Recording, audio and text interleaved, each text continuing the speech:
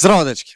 Семејството е поважно од се. И тоа е стратегијата, маркетинг стратегијата која што Opel ја наметнува со новата Frontera, но за тоа малце подоцна ќе зборам. Оно што сега сакам да го истакнам е дека заедно со Александар, кој што слободно дојди во кадар, кој што заедно ме придружува со новата Frontera, он има чест да биде меѓу првите во Македонија, имаш чест да бидеш меѓу првите во Македонија што ја гледа Frontera и не само во Македонија, туку и многу пошироко.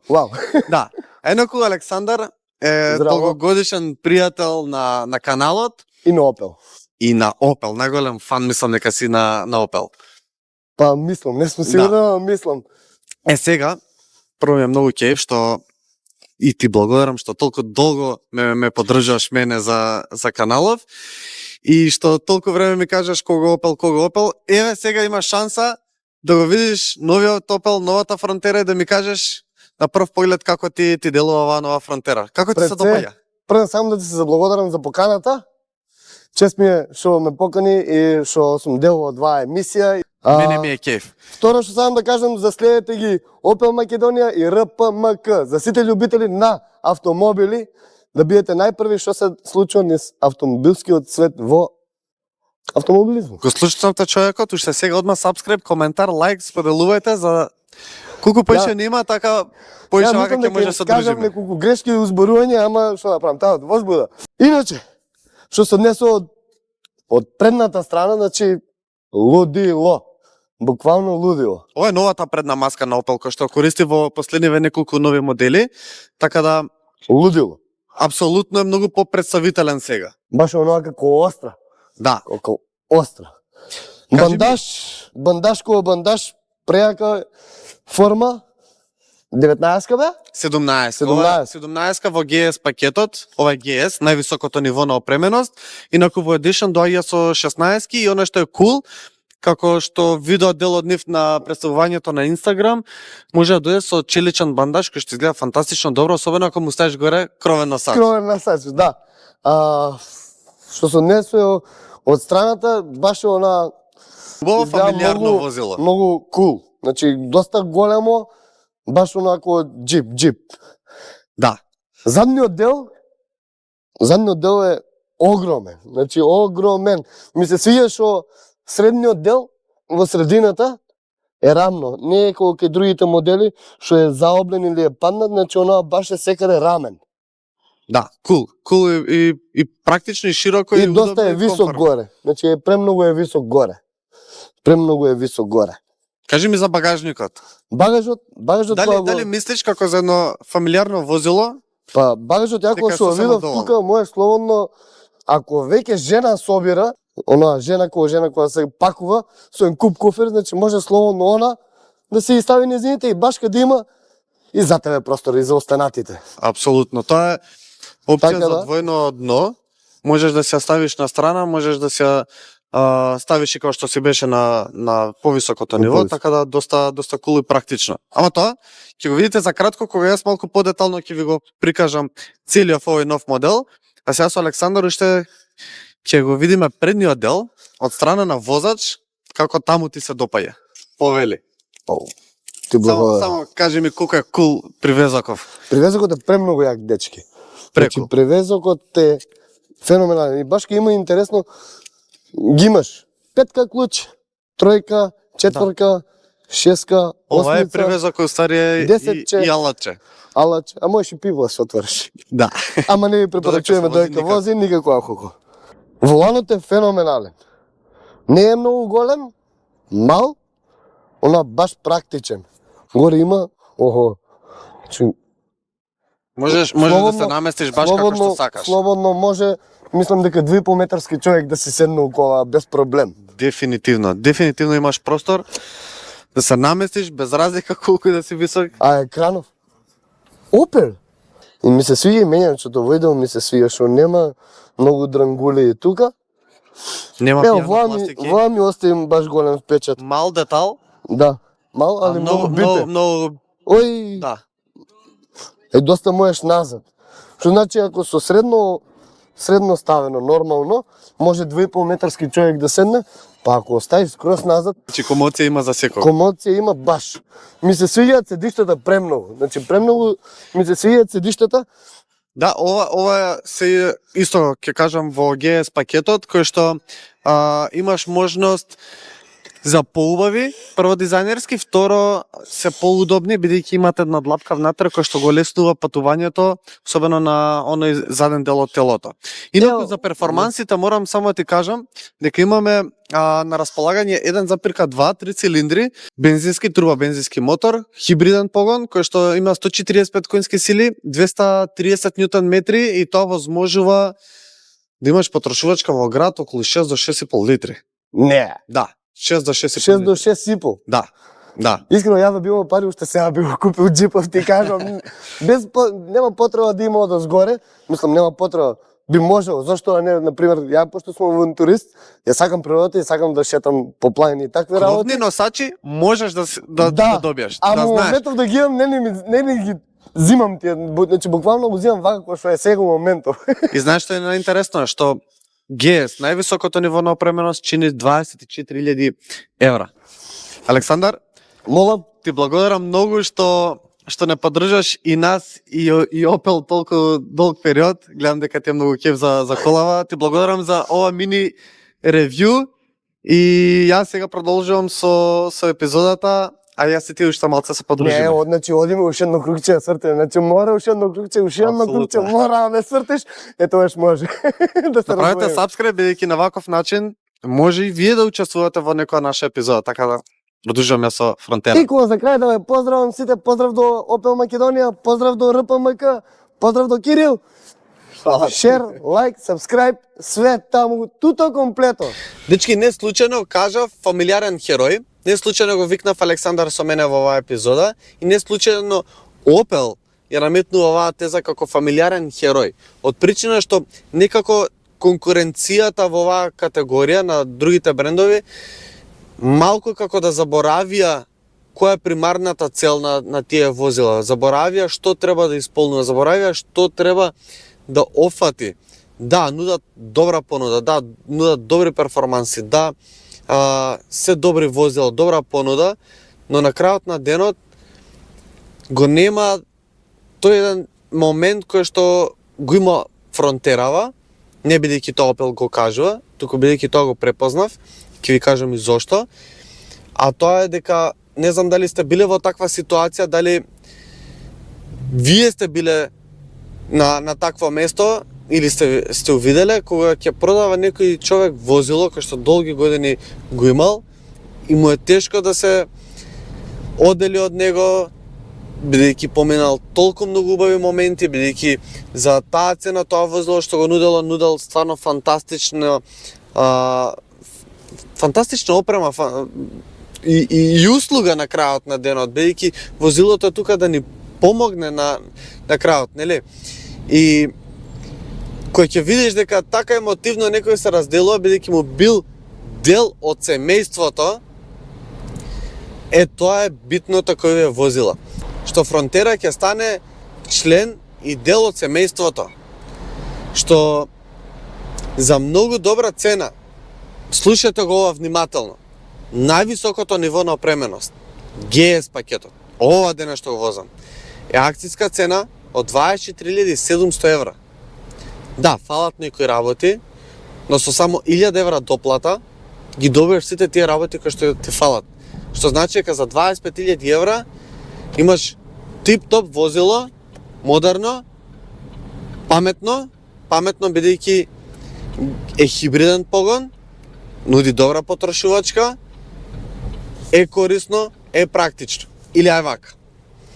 Кога жена ти ќе те натовара со милиарда куфери, ќе ти каже, не знам, стај ги у кола негде и не ме замарај повеќе, ти треба да смислиш као Тетрис да го спакуваш целото возило. Тука имаш убав голем багажник од 440 литри багажен капацитет, кој што можеш многу добро да го спакуваш, бидејќи нуди убава широко отвореност, самата багажна врата, самиот багажник е така добро позициониран да можеш убаво да ги внесуваш и изнесуваш сите потешки багажи, да можеш да го наместиш како што треба и да има простор апсолутно за сите.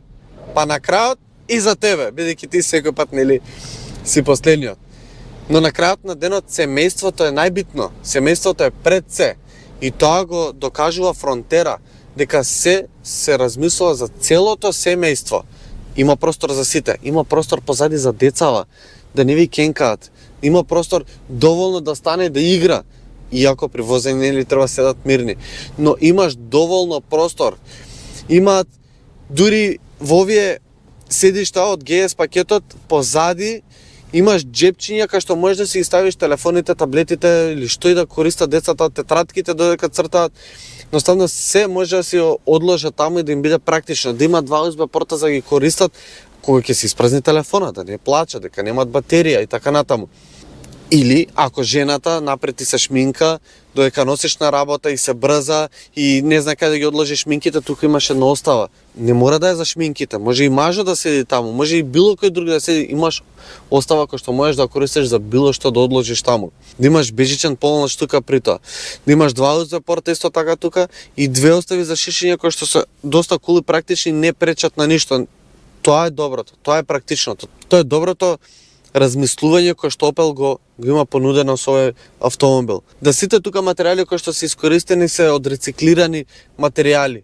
И тоа Opel гордо го кажува. И тоа е супер бидејќи нели на таков начин ја зачувуваме екологијата. А при тоа квалитетно сработено и убаво изгледа.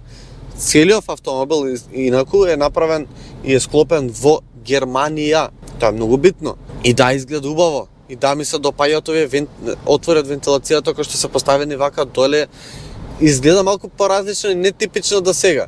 Така да имаат многу кул елементи поставено, испланирано, размислено за сето тоа да функционира фантастично добро и за овој автомобил да стане дел од семејството, биде херојот на семејството, за секоја зададена ситуација, задача да функционира фантастично добро и сите да имате одлична журка тука внатре. Да пуштите музика, да пеете, да се смеете, да одите на патување, да уживате едноставно. Да имаш на крајот на денот перформанси кои што нема да си кажеш леле како не земав нешто појако, бидејќи сега натоварени немаме снага. 145 конски сили, овој мотор функционира фантастично добро, особено во хибридниот режим, кај што имаш потрошувачка од 6 до 6,5 литри во урбаните средини е фантастично добро, додека кога треба го притиснеш на некои планински патчиња, се качува од 7 до 7,5 и повторно тоа е добра потрошувачка, бидејќи некои негови конкуренти знаат да бидат со многу повисока потрошувачка. Да, има одредено клатење, нормално, високе, долке, тоа е неизбежно, но е удобен. Иако за разлика од неговите конкуренти има малку покрута суспензија и би дал тука една критика што не само што е покрута, удобна е, но знае да биде малку покрута на звук.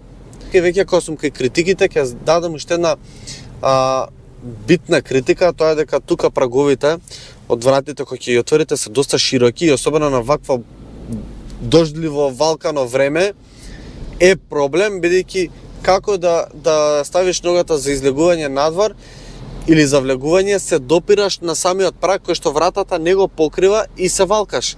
Тука треба апсолутно многу да внимаваш. Тоа е една работа која што би искритикувал вака посериозно и треба да внимавате малку при влез и излез од возилото. Инаку во ГС нивото на опременост ги добивате овие седишта кои што имаат една вдлабнатина и тоа го леснува седењето на подолги патувања и стварно многу се чувствува, многу се удобни седиштава.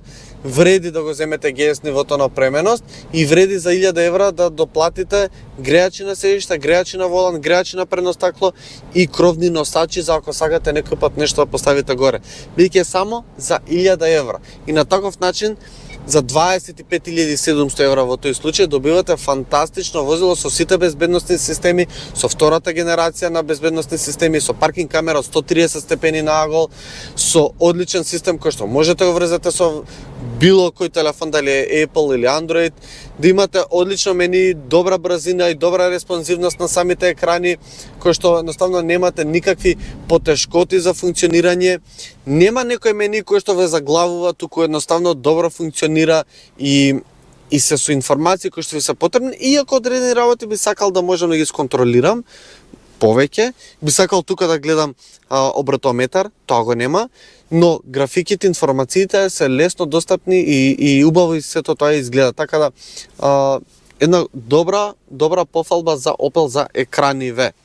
Дополнително во GS пакетов добивате и LED светла напред и позади, full LED збориме.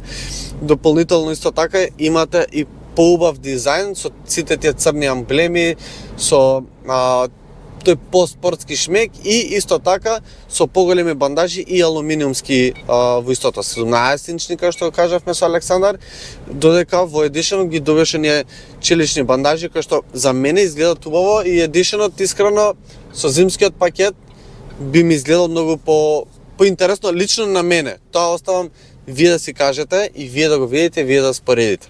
И на крајот на денот, она што сакам да го потенцирам дека сето ова, сите овие системи, сите овие елементи, цела оваа опрема која што има, цело ова добро маневрирање, функционирање на возилова кој што особено во градски средини, еден фамилиарен автомобил не се снаоѓа вака лесно.